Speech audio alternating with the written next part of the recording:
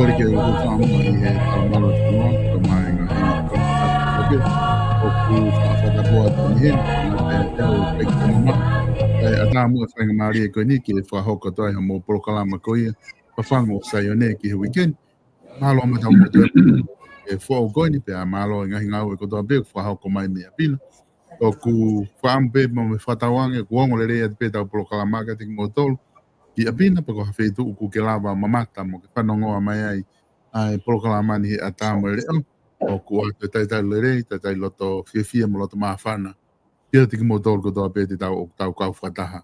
I he porokalama ni pe a pehe ke tiki mo tolu, te mo tolu ki whanongoa mai tau porokalama I a mo whainga mati. I he porokalama whoke ahoni ko I he niai, pe a mo whaifekau Saleswaka, pe a me sene Australia, pe a pehe whoki ki a Miss Pane Waka, pe a me Auckland New Zealand mau I heni ke whahoko te tau porokalama ko ia o e ahoni. Ia ne pehe ko whiwhia ke utai le rei kenawa, ai whaifekau Saleswaka, pe a pehe whoki a Miss Pane Waka ko whiwhia ke tai le rei ki maua I he porokalama o e ahoni.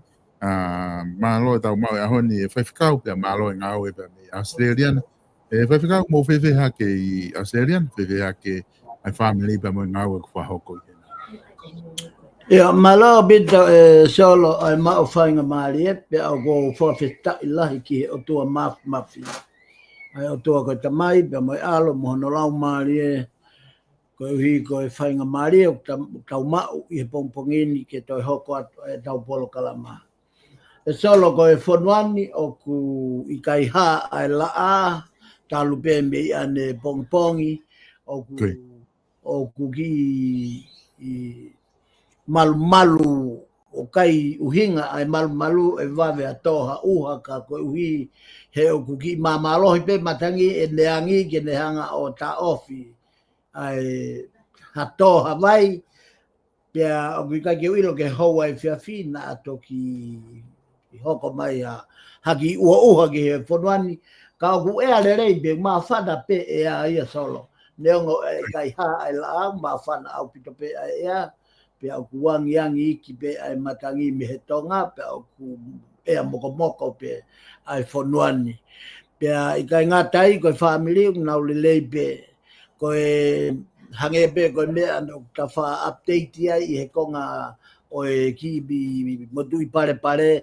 solo ko pe kia o flight ko ni pe au ku malo ai long weekend ai ngai pot ngau e kotoa pe ai o se wiki e ua mehen pe mahalo pe toki mau hanga he tu taki pe ulelei be family tu tuk fok mo ya ko pe ko kamata whakapahia ai whanau solo ko hi ko nau kaim takato mai foki ki api ko anga ia tu ai e a whataha mo whakafoa e a natula kai pango atu e a koe family I api ka foki atu E malo vito whaifikau.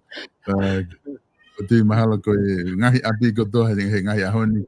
O ku whonu pa long wa ngahi api ko koe na kai ke na longo noa o ku longo wa api ta ngahi api ko ngahi koe whoki koe whanau me hea ko mai whamau ko nau ki api. Mispane malo tau mau e ahon mo whewhe hake mispane kada ko ki unmute ko o maika o speaker.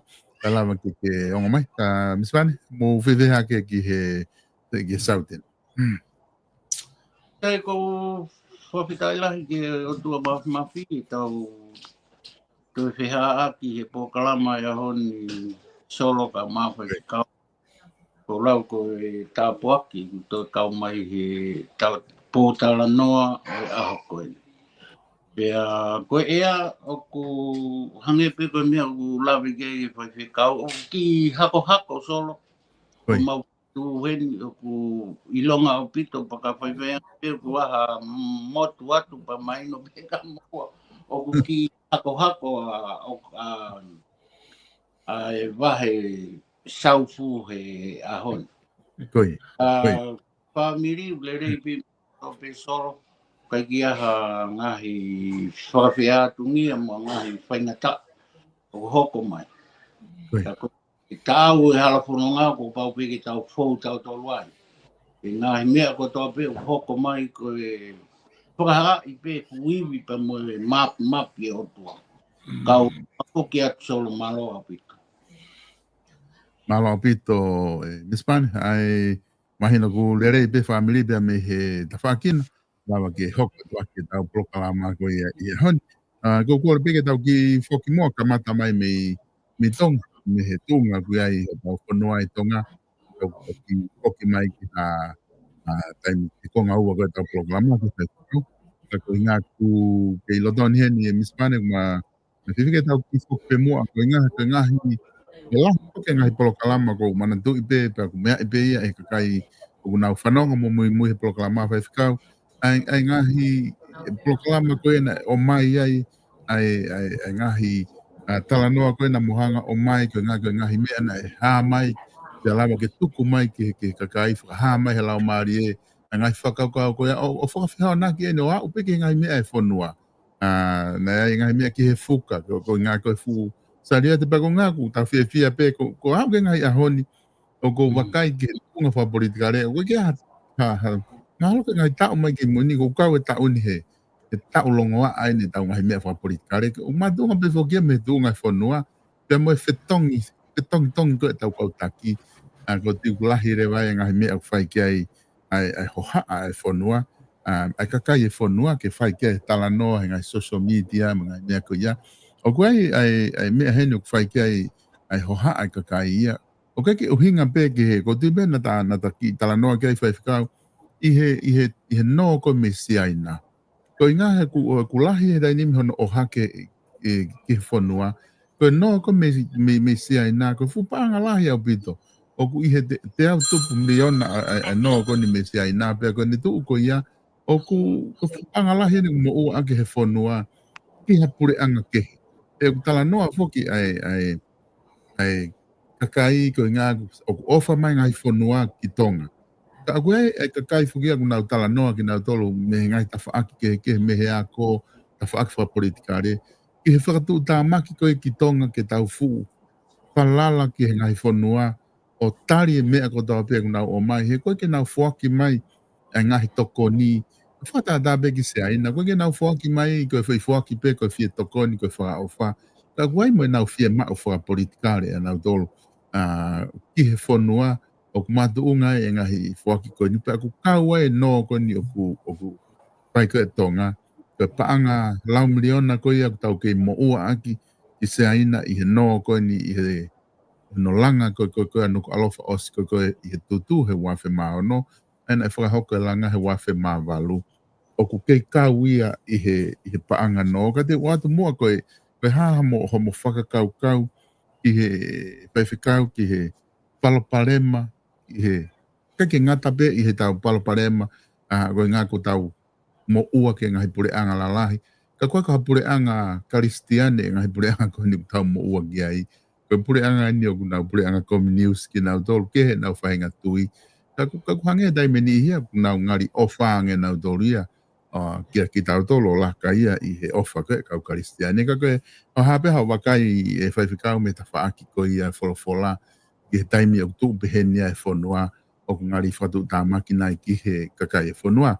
Hono kei tuku wholoa i ke tau pōpula i he no ke ngai whonua mōri behenia. Eo, malo a bita solo mau whainga mare i koe uhi bea moe magatuunga e tau tala noa ki he ngahi mea o kulongoa ai whonua. O hange koia ku whaigiai ai whotu tala noa, ke koe ha e tau sio whakapoto ki he fu mo ua koe ni na e whai pia tari e he whanua komuniusi koia ko si aina ai mo fu mo panga lahi koe ni ke hua i mai ki he whanua. Ka kou whakampe solo ke kakai kotoa pe o nau whanongo ki he mea o ku tau uhinga atu ki ai pia me he tohi tapu. Koe whaki na e whai e si aina o ku ikai ke ha o whaki ia funga o ku wō whakataha pia moe ofa, moe whaka atu i, moe me si, moe alo ofa. He koe pure anga whakakomniusi, ka koe malo hinga komniusi, koe whaki pia totongi. O ke kai ke more ha se ni te taha ia se aina e solo. Koe. Ke nau mesi mai kia tau tolu. Pea koe pare mai solo. Tau fok pe tau ke toi tapu.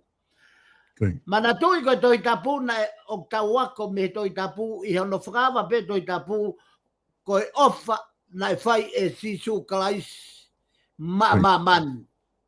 Ta koe ofa koe ia o konga ua uraki koe loto o ku he aki mi ho manawa mo hono konse nisi o wha ua koe foaki. Na ne sione vahe tolu vesta no. He nai ofa pehe ai o tuaki mamani ko ia na ne foaki. Hono alo to pe tane whakatupu. Ko hi ko ia kotoa pe e tui mau e mui tangata. Ko ki nau tolu kotoa o ta e tui pe nau auha. I he mate tangata. Sai, ko foi palo parema to ngā ko ta e mahino e ofa mo e foaki. Solo. O ku he mama o whakauhinga ai whonua ia me he toi tapu. O au pe kono whakatu tamaki o au pe ke fukau whai whekau. O ku tō e nau whakamama whāna tolu he whoaki he lotu, pe tau whai e tau tolu koe mea kui koe ta e ofa, koe mea kui koe tā mate, koe mea kui koe kaihaa mo e kākā. E tau hanga o a au ai paanga whātātāki hen solo. Ke mau nofo koe i muri ni. Hange be koe, pia mo mispane be hange ko. O koe konga lahi o e kakai o e Pasifiki na om na tolu, o kai mau hanga au e ka na om na tolu o ngā o mea, o vahe me he pure anga. Pia koe vahe ko whai o mai he pure anga, koe tau mua o e lotu mo ni mo e tohi tapu ke tau he whamiri. Whatonga i solo? O ku alu i whē paanga ia e kakai tonga. O ku alu ia ki he lotu. Pea alu ia tala koe foaki he lotu. Ka mone lea koe e me i whanga hifo. Koe lahiangi ai foaki, koe ne lahiangi ai pakupaku. Ko hi he ku hala i kawe i ngā. Pea koe solo. Ko e paanga ko ia na e whaki meisi ai na e kau e paanga ko ia he whakamanatu i he ta fua polo kalama. Na e tala whakavisione e he motu koe ai fuka.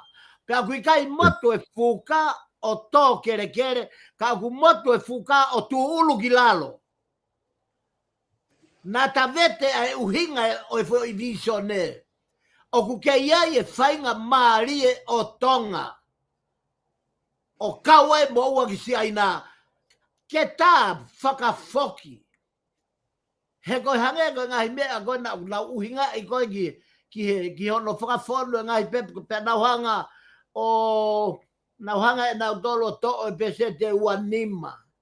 Koe fo i tā mate lahi whakauri uria. Ko hono uhinga, he nau tamatei e nau tolu ai mo ua me he tawhaaki o ni mato o he mak kai point up ni mato matau ki kau masiva ke na honga tā whakafoki panga ko ia. Solo koe whakakau whakavare a e whonua. Luaki, tuange peka e ata e polo kalama kau rea he ea. La e kau a e polo kalama whawhango sai o ne i hono whakamanatu e ngahi palo porema ko doa pe. E hoko ki he whonua. Na e whakamatala mai e he laumari e ai whare are a koe whare o ku whonua e ngata. Kono vete koe o e whoi whekau ko ia. Koe kau mau mawhai. Te nau hanga o ku nau taka milo holo pe pure ngā o wholofua ai kau masi wāmu i kakai e whonua. Koe manu whakatū tā maki e ngata. He koe tō anga ia o e tangata. Koe uhi koe ngaue, ai ngata o hu mai he whewhine. Ua, o ku whonu e whare area he uanga. Koe hae uhinga o e uanga hia ko ia. Koe uanga ko ia, koe ngā ue anga. Kua kapu e anga hala he whare. Lea anga hala, whau e lao anga hala. Mea ko toa peu nau whakaukau koe anga hala. Ka ia foi mea whaka o tua taha ke whau e hia lao ko e ofa me he doi dabu. Ka whafoki atu solo. Malapito whaiwhikau, ko tui mahino ai whakaukau ko ke tala noa ki ai. Miss Pan, e tuku atu kia te koe, pe ku whewheha o wakai, ki he tawha aki koe ni i oe no ki sea nā, ku whai ki ai e whakatala noa. Se ko whakitai lahi solo ka mau whaiwhikau, pia kia te au ia wakai whapoi tui ap ki he moua ko ni o ku fuu whakawareware au pito. Uraki he o ku ikai ke iai ha makatu o ia o e no ko e ni ha koloa a tonga ke mau ke totong whakafok uhinga ai hono tāna ke panga o whakafoki ai e panga ko e ni ki ti haina. O totonu foki ke whakaukau e kautaki ke whakafuafua e no o whakatatau ki tuunga whakapaanga o ki ai a tonga. Pea os kamata pe ai whihala ki e whakatutu mo e whaunga e pureanga ia. He oku whakaware a i nau wahe oku mau kai osko ia. Lere nau tuunga wahinga a nau tolo laka ia i murini. A murini koe oku malawa e nau tolo tatongi mo ua. Koe fu mahenga koe o mau e he pure anga ka pau e tōsi e na wahe kai whenga ke totongi aki ai no koe ni paanga koe ni koe me si aina. Ko tui koe ni whakalotu ia. Ke whakatatau ai tuunga mahenga mo tuunga koe o nau ia i o whakalere ake whare mo whatoka ngai ki he fu pare malahi e ako ni. Solo ka mawhai whikau. Ko mawai ua whanua. Te ohe aki ke mahino he ahoni. O kui ai e toi fu mawhai. O ku hinga i e teke mui mai e pui pureanga motu a. Hei kai te tau ofi a mea he au e o tua. Ko e o tua tene ta aki e mea ko tō peki o long. Kai foi pureanga mawahe nia, ai foi pureanga motua, o hinga i nau tūka iwi e umea koe ni. O kuanga whewheho ai whakaukau ai foi pureanga koe ni. Ke he tau wholofola mai ai ne a whio, i he mea koe o ku loto ki ai, ka nau toi whakawhepati. Solo ka mawhai whikau. Koe piwa ki tau o whai he pureanga motua ke tui. Peka pau hei kai te tau tōkang. E nifi e pauparema koe ni taulotonga lue ai. Ha pauparema e toi hoko mai. E toi lahi ange ia. I he umea ko toa pena hoko ki mua ki ponua. O skaimi, tau toho mai ki murini. Ko one whaihala pe minista o stutoni pe he nau lao. Whakawhisi, hu ki toa me pare. O ko kehe a tonga ia. Ko e ngahi lao eni o tatanu ke na wanga urak. Whakalere i e lao ko ia. Ka oku whaihala ha minista, oku malawa pe ke whangai lao ko ia whekau i pe whakawhisi hu ki toa me whare. Ka pau he i kai te tauhanga whakalere i e fo i lao ko ni. Ko e ātunga pene pureanga. Ka ako manawa si ka mea e hoko mai. He ko foi pureanga motua ko foi pureanga ko ia. O mawai ua i e pureanga. Kakai ko tope unau pou mo mui ke foi pureanga motua. Ko e piwa kau ke tui. Peka pau hei kai ke tau he foi manga wha koe ni. Ke whalelei ki moa e umea koe ni te ke hoko mai ngā whaingata ke whanua. Kau whafoki atu solo maroa bito. Maroa bito, Miss Pani peko tui mahino ai patala noa koe ni ko ke whakahoko mai whikau aki. Pea mo e tuunga koe ni o e pehe ke whaiwhikau he tautala noa koe ni he tuunga kui ai noa koe ia ki siaina ai a ku whaingata ia ai whanua koe ngā ke tā whakafoki. A whaunga e lava tā whafoki aki ai ngahi noa koe ni ki siaina. Whaiwhikau ku ilo i whoki koe o tau whaatala noa ma o pe ki he me ta whaaki ko ia e wholofola mahu inga ko ia ke whai totonu a ho tau kautaki e daimi kuna tataki e whonua. Pe ko tui kuna e tō wholofola pe tui oku na ua mai o campaign ake whai totonu pe eke mereka ko whe ho mou ngahi ripoti ko whe ngahi mea na mou whai na totonu ke mou whai ka koe ke mou lava mo tolu o whakahoko ki he totonu ko ia i whare area. Ka koe tui mahalo koe taha ia palo parema o hapure anga peo ka wātonga. Koe kai ke whai totonu ai kautaki tuku ke he pe na koe ai pe hame ia e whai whikau o ke tala mai he takia ko ia ko whai totonu e ni ka neongo asia tiu whai hala ka mou tolu. Ka ko whai totonu e ni he ilo i koe e au o ko whai totonu he whai ngā ue. Ka koe taha ia e ngahi mea o ko tui palo parema i he whanua. He tau whanau penga i ahoni ko no tuku aki e he pureanga lola tō ngā, e pureanga ko o sio pehena o mou whai hala. Nai uhinga e vons pe a au mai eni ki he pa.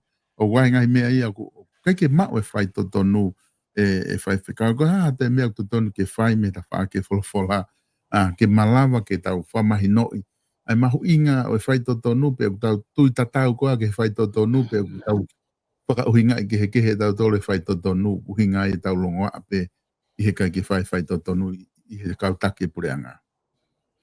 Ia malo bita solo koe ka oatu mua ai whakaukau pia mi he polo kalamani ai mahu inga koe o i whai totonu. Koe whai totonu manatu i solo ko no vete nou taha pe o kui kai ha mo ha whai totonu ia i whahinga tangata. I kai ko ia solo. Na e ngau hipe ki tau tolu ia me he kere. Ko e uho mo i manawa o e uri o mahino pe ia o kui kai ke natula whai totonu e tangata ia. Na e kai peke whanau i mai ha tangata ia o au ki ha tangata lava mea i mamani mo tangata hange tau ave peke tau pehe ko Trump o kutua a Donald Trump i Amerika i he whenga ke ne whakafoke pure anga to make America be a great government.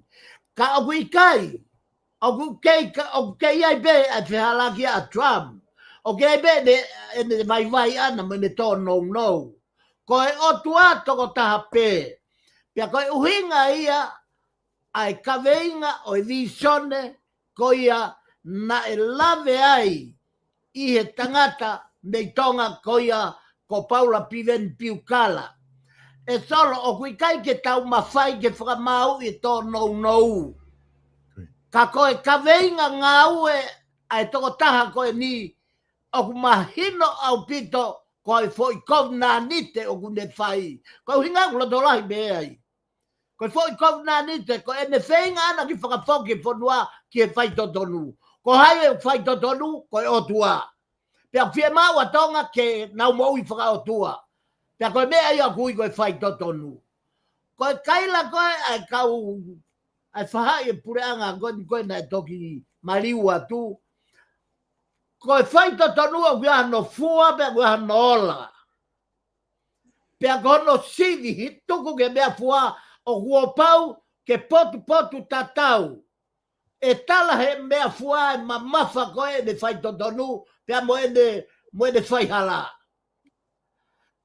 Ko e talu ene ai whakawhisa e puranga motua, mo e hopa ake e puranga whaou. O ku kei hakure behe puranga whaou, o tala mai motuange mai e nau whaita e totonu, he aho mo e niusi kotoa pe e media. Pea ko whia ai e whai totonu. Solo ko e lea ho nau mua ngutu, ka o ku kalo mamahi ho nau konsensigi ai. Pea ko e whahinga ia, solo na e o atu ai he ta fua polo kalama ai uhinga o e pureanga kua mariu atu ko e pureanga whakawhie eiki. Solo na e ose polo kalama ko e tau ene tolu me ai mo e kaki e uhanga o vete ate uhinga. Ka usai ko hika o vete ate uhinga e pureanga whakawhie eiki. Uraki, na e whakahina ka tau i he ta hiva o no e hoko hake pureanga. koe ni koe puranga whakawhia eiki. Ia, i he paremia, sai. Kono winga he koe mawhai whakawhia eiki. Koe mawhai, o kai koe mawhai e paremia. Ka koe mawhai ia o e toe tugi. O whenga ia ke piwa tau. Pea koe toko taha koe ia, o kia no fu mawhai lahi ona. I he tuunga whakawhamiri. Koe winga ia, nai whakahino e, ai whakawhia eiki, ai pureanga koe kuoti. He koe fōi mawhai ia me he loto whamiri. O kuhau ia ke whakawhia eiki ia, i he fu loto pureanga koe whanua mo i kakai. O whawhonga e tolo.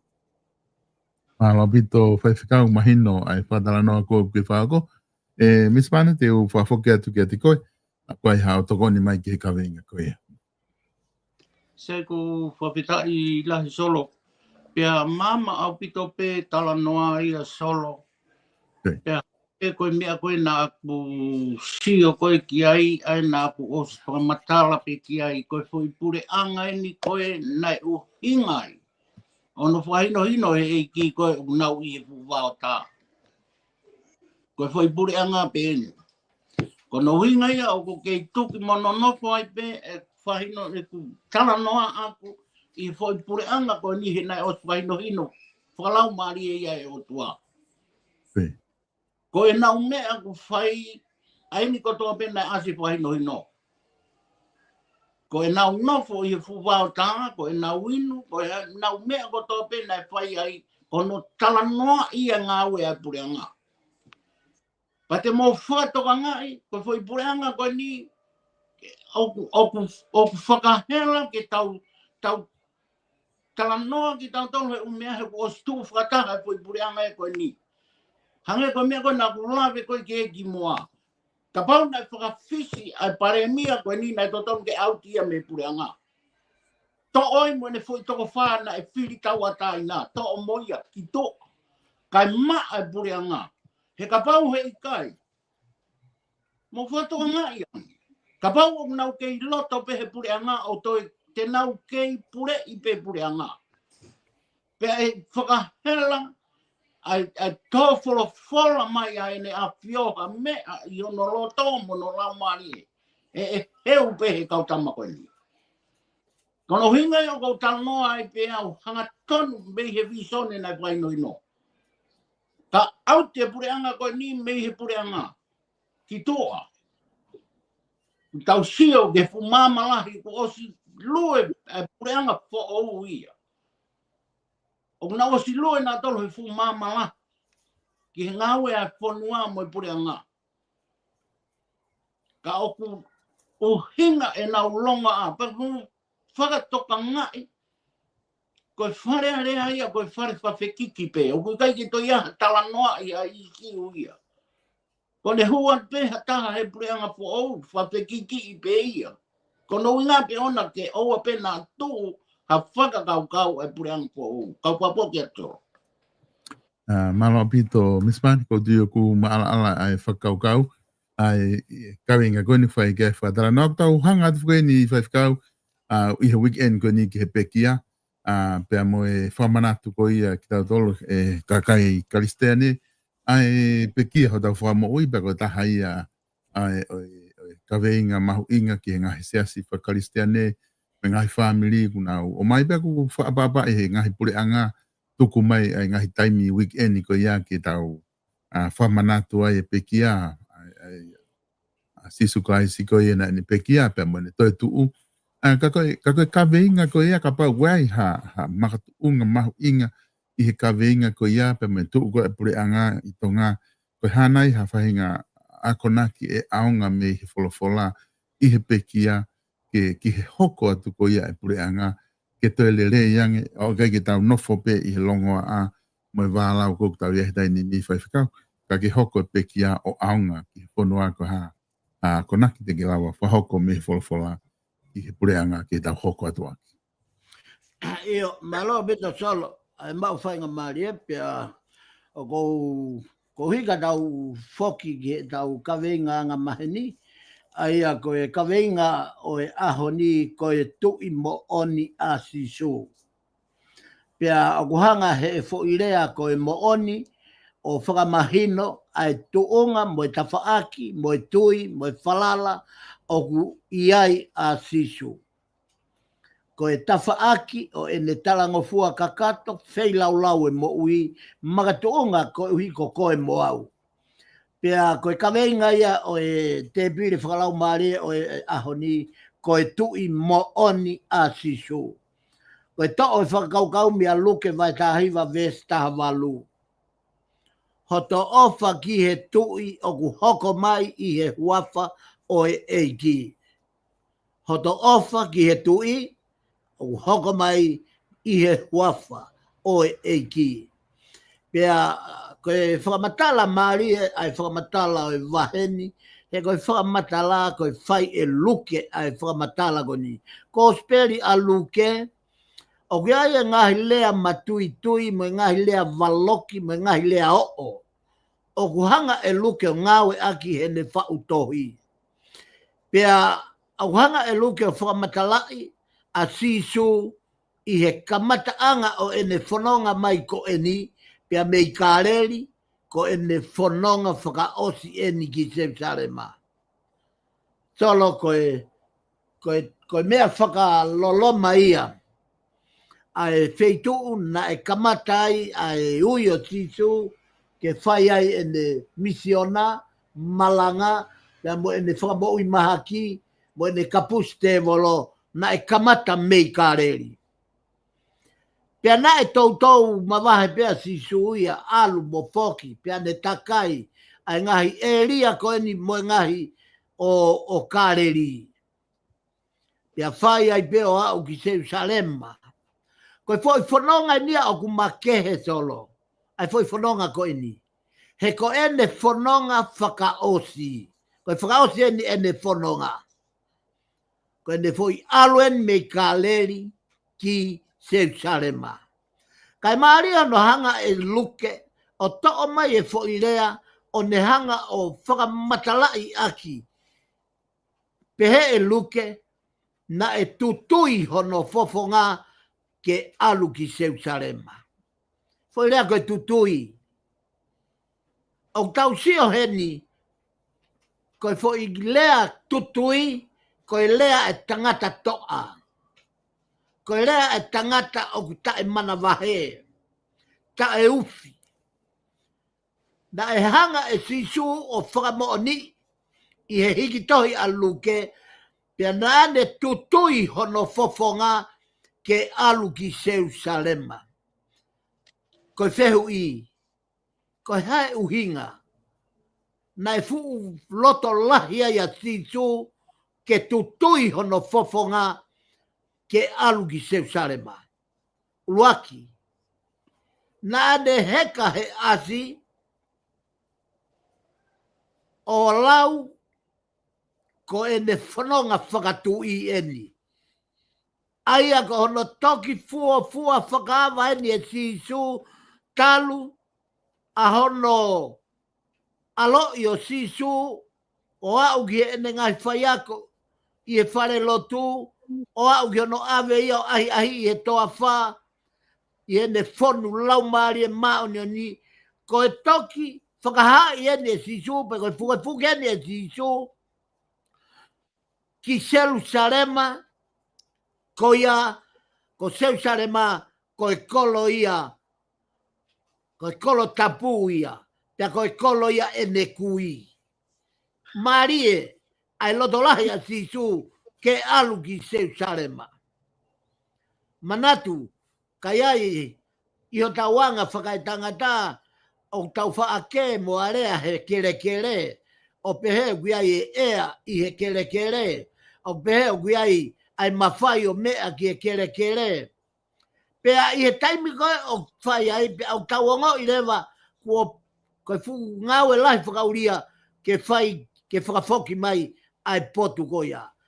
Ka ku whakahai e luke i he whakarea i he pāki a Moritoni, na e tutui hono fofonga ke alu ki Jerusalema. Koe hae uhinga, uraki, he koe kolo ia e ne kui. Ua, ko seu sarema na langa i tempare. Pea ko e potu ia i tui e kausiu ko e whai anga ia e nau wheha aki mo e o tua. Ka ko e tempare. Ta ko hinga ia. Tolu.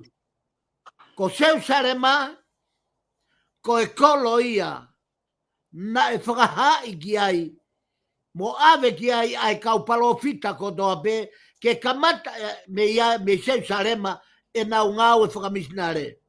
Mohono whakapongi pe o e kaupalo fita. Tau te fito pe ki seu sarema. Ka uhanga he ene whakakau tutui ki seu sarema o whakamahinoi. Ko e ne alu whakaosi eni mei kareri ki seu sarema pea hoko atuai bene whanonga me seu sarema ki kare vare ki e kolosi i he ne pekia. Pake whakatoka ngā i ange ai whahinga loto toa o ku i he tamai o eiki koeni. O ku i a sisu. Koene loto i a luke vai hiva vesi nima ngofulu mataha o ku ne whakahai ai uhinga o ene tutui mo ene viri tae unua mo ene viri taki ke alu i seu sarema. Ko hono uhinga ke fau ai peki a ki kare vare ko ne lava ko ne os whakakakato ene misiona ki he kolo tupuanga o ene kui. Ki seu sarema ko e kolo tapu ki seu sarema o tua e tempare. Ko hinga ia ne vilitaki mo ene tutui mo ene loto lahi ke alu ki seu sarema. I ririu a Dr. Moldoni o mahino me iai ai fihi tuu ai hala o e whanonga titu ki seu sarema. Pea ke fau atu wai pe ke au si ai kolosi. O hanga e Dr. Moldoni o whaka o analyse o penehanga o whakatutu a ene ngai whakamatala i hene ririu tohi tapu ai whainga taa mo e whihi tuu ai paloparema i e whoi waha hala o kāreri mo seu sarema he kua osi mau mai ai te volo ia palani a te volo osi mau a siutasi ia pia mo e whahai a helota osi mau ki nau tolu ia ki he whakapongi mohono kaluse whai o whakapongi e sisu. Ka e kau ia he mea nai o ngoi e sisu o whihi tu o palpare mamo e whai ngata a ka nai loto a sisu ke ne fau atu i he vai hala whai ngata a ko ia. He a fio i e sisu ko e kolosi ka kalo me he kolosi he kai lava e ne misionari whakamo ui a mamani. I hala na e whakawhetaulaki mai, e nau whanonga ko ia solo na e whakawhetaulaki mai, ki a sisu e tu whunga lao. O whai e whehui koe ni. Sisu, ko haha mea te uwhai, ka e tō mo oku ai mo ui tangata. Na e tari e sisu, ki e tō taha tu whunga lao koe ni, ai lea koe ni. Ange sisu, mora begi ho api, tānaki ho koloa kotoa pe. Alu o whatawatu, pia mau hono paanga, pia ke tufa ki he masiwa. Koe ngahi palo porema eni ne whanonga ke au sia e kolosi. Pe kai ngatai, kai whai atu ene whanonga o au atu ki pete fesi. O au whoki, o ki ai ha tangata kui, pia ne whai ai whakamoi. Koe tau whehu i solo, nai kai ngata be he ne loto toa, he ne loto tae mana wahe, ka nai kai more whakamau to tonu mi hono konjenisi. O kai malawa he te volo, ke ne a whei, ai kawenga e ne misiona, pia mei ke whehalaki, ai me palani.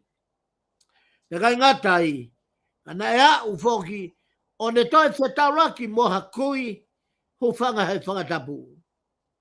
Mei seri ko, pia kai lai kui ko e ni, hako o te vita alo ofa mai. O tau whakatonga ngā I he wā I hala whanonga si su ki e pekia.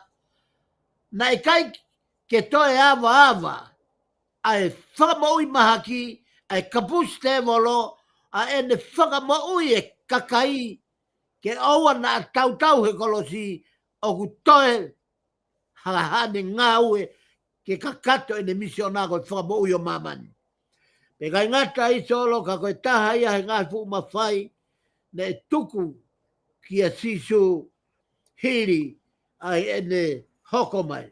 Mana dui, I e po e paso wa, solo koe au sapate, ta foki ki ki kawenga o sapate kua osi, ko ene whanonga whakapapau ene whanonga I e sapat pāme. Pea os whakapapau e sisu, mana tui kua os maue ai kau os maue whahaia a helota. Ki he teu ke whakapongi a sisu. Koe huinga e nei hanga e sisu o fuke. Talu e nei mamani, mo e ne whamoi mahaki, mo e toa e ne wholofola koe ni oa na ke alo tala. Oa na ke alo whakahaki a taha. Ka kai more pe ke taula e ki. Koe ka kai peia nei whakata e sisu ke na o ripoti ki ai.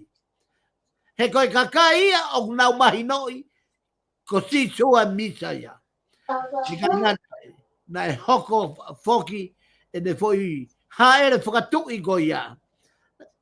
Aia nei ka mata ia I e sapate. Au mai ke aho monite, ka mata e tau wike tapu I he monite.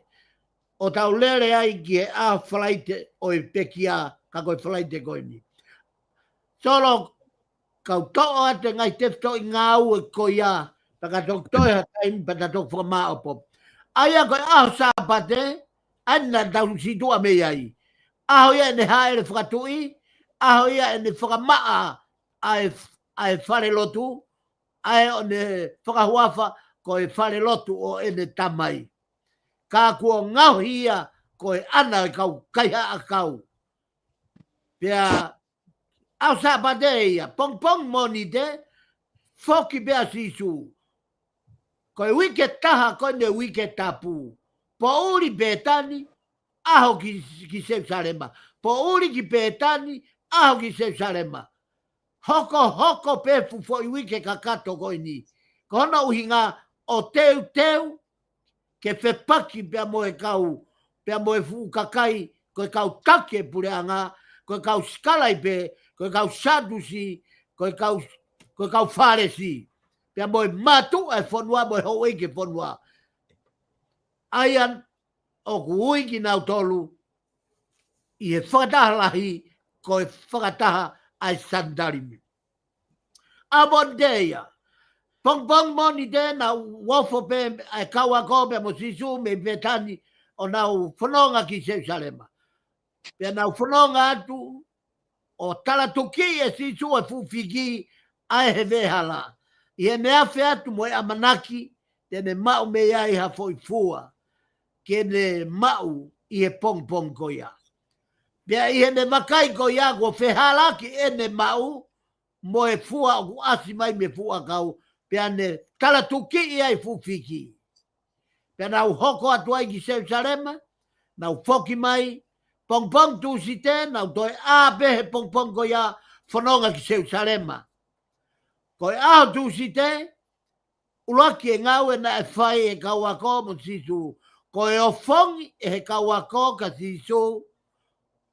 Eiki, wakaiange ke fufiki na ke talatuki ane afi, koe kua mate.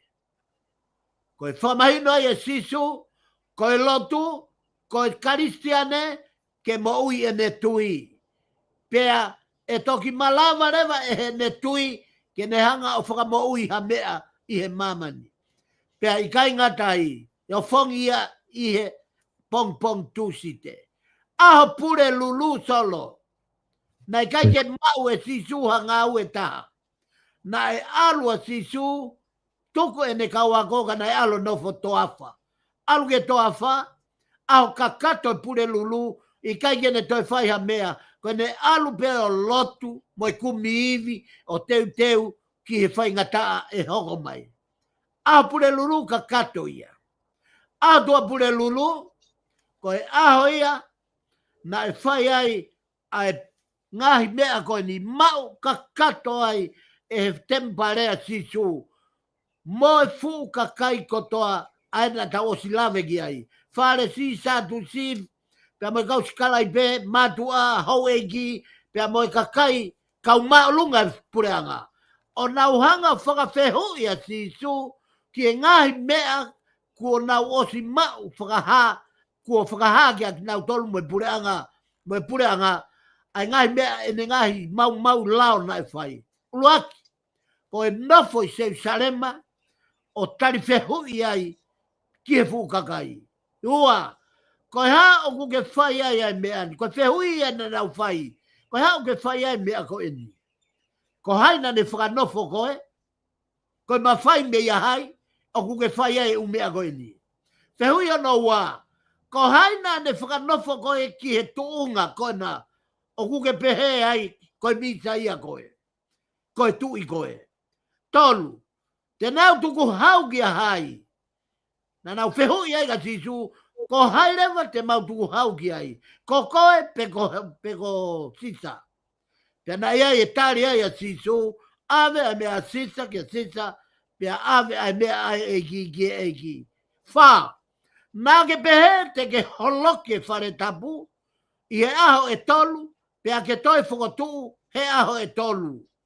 Na e anga whē, ke langa a e tempare he tau e whango furu maono, ka ke pehe e koe te ke holoke aho e tolu, pia ke toi whakotu he aho e tolu. Uhinga whakamaterie mai e kakai, ka uhinga whakalau maari e ato sisu. Nima, ko e mooni koa a e pekia e toi tuu. Fitu, ko e iwi mo e mawhai ke whakamaui mahaki aki, ko hai na ane pani koe ke mau e mawhai whakamaui mahaki koe na o ke ngawe aki. Fitu, ko e mau I e sapate I hono ngahi whakamau, I ho ngahi whakamaui mahaki. Ko e katoa e ne ngahi mea, pia potua pure lulu, pia ne whoki le waui, a e ne kaua ko, toko honga fulu maua, o ne hanga o nau whai e Pasova. Pia I e po e Pasova, ko e potua pure lulu, pia ia, pia ne whai e fufulu wae, ne to e taueri, pia mo e poulu, mo e kume de, pia ne hanga ai o whakahai e ne ofa tau potu, ma e whaahinga e tangata, ko e pau ke ne ngau e whakatamai o eiki. Pia tō ai e lamaki, na e whai e pita, pia mo siutasi. Au whalai te, kamata rewa, I he au whalai te, ai whakamau I he ngau e Getsemani, o alu ai pe, mo e whetauraki, mo e alu atu hono kumi, I he kalo mai a siutasi, o taki atu, a pailato mo e ne whaha I, o na o atu o tai, o puke a siso, o mai o whakamau I. Nofo whanua loto ai, hire pekia, aho tō naki, nofo whanua loto ai otua, solo koe aho I loa eni pia whakahistoria I mamani. Koe aho eni nai ka iaha otua ia, nai ka iaha otua I mamani. Ne nofo whanua loto ai otua, he ko sisu tō taha pe ai otua mafi. Tēnā e nofo whanua loto, ka e nofo tae otua a mamani. Ao tō naki, koe aho ia, na e mahino ai, kua I kai ha otua he mama koe ni. Ka kua koloa ia whanua loto. Ao sapate, kua silongo e tevolo, mo iwi, o materie. Ka kua onga mai e toi tuu, kua toi tuu mo oni ai otua, ka kua silongo ai, kai pama vava langi, pia mo mamani, pia mo lolo whanua. He koe iwi, o e pekia kua punagaki mai a mate kai ha mai ai fu malohi o e toitu u aia ko sapate ia kon tauhanga ki ai kawe inga e tau kawe inga ko e tui mo oni a sisu kia ko sisu toko taha pe ai mo oni ko sisu toko taha pe o kui ai whakamau to tonu ko justice and rightness aia ko whamau to tonu mo e mo i ma oni oni ko e kawe inga ia ai tui mo oni ka ko sisu kalais ka inga tonga to e be a tonu te tau au sia ai whalai te lelei ko e whainga maari mo e whakawhe me he polo kalama ko eni ko e hae fuoloa ho fe puringaki mo sisu fotu atu whawhiloaki a sisu tari a sisu koho o tua mo oni tari a sisu ka toi ai ha o tua o kuke tauhi kadaki ko e whainga maari e koe whalai te koe ni whakamaa ho loto whakamaa ho famili whakamaa ho o siasi whakamaa ai pureanga o kaua e wharearea mo e pureanga tonga ka tau tari a sisu ko ia bea e o tua mooni ko ia bea e tui o ku mooni ko ha ai mooni ko lea ai ngutu o hoa mo loto ko ha loi ko loi ko mea ngau e a te volo ko lea ai ngutu o kehe ia mehe loto ko ia ai te bile whakalau maria e a hon solo pia ku wakai hifo fe unga maria pe mo e ta taimi pia o ko ofa atu ki he me he te pile whakalau maria e a honi whatawange ke toha monu mo tapua ki maa homo ngahi loto whare e kai ngatai ko whamanatu atu ai kau maha ki whainga tā ia ai tō taha me i wawau ai tō taha me he whare mahaki i Amerika ai tō taha me he whare mahaki i New Zealand pia motonga whoki ofa ke au atu e whakamoui ai o tua ai iwi o e pekia o ne tāpua ki iki mautolu pia vete ange ho mo puputu umo mo whainga tā ia ka mo wau si ai mo ui i e sino ata mai mo i lau maari o whaatka te mo tolu ko toa pe whakatokaua kau ngā kristiane whatu whawhine whae mo i tamai o whaatke kau take whanua whanawange ke ta wau sia hapekia whonu keles ia mo a whalaite lelei ke mamahi a tisu ka ta wau sia ai lelei ko toa pe o i pekia ke tau maua e moui. Solo o whaatu ke viponi, o whaatu ki ho ngā ue o whai, te mo e tapa ko toa pe, ho o whakahoko whatongia i he media, ke tapua ki i koe, ke lo fitu e mawhai, ko hi koe ngā ue o ke whai, ma e whonua, ko e whakalelei lot, ma e whonua. Kau whakafoki atu solo, ko o whaatu ki ho tā kaunga, ma polkalamaga mispane, o whaatu ke kau takilot ko toa pe whatawangi, ke tau au sia pekia mo ha toi tuu klesi ia tua eke o whaatu. Malo. Malo. Malo. Tua malo atu e whaiwhikau i he polokalama ko ia whahoko i a honi. Whamalo atu mispane i he mao e whainga maria ke tau kau whata i he polokalama ko ia i he ahoni ki mua ke tau wau ki he pekia. Pamalo te kainga hange ko ia ko o atu e whaiwhikau ka te mo tolu ko mo mui mui mai he polokalamani. Whaafia te pehe taim tatau o e wiki kahau ka mo mea. Malo. Pane, malo, solo. Malo,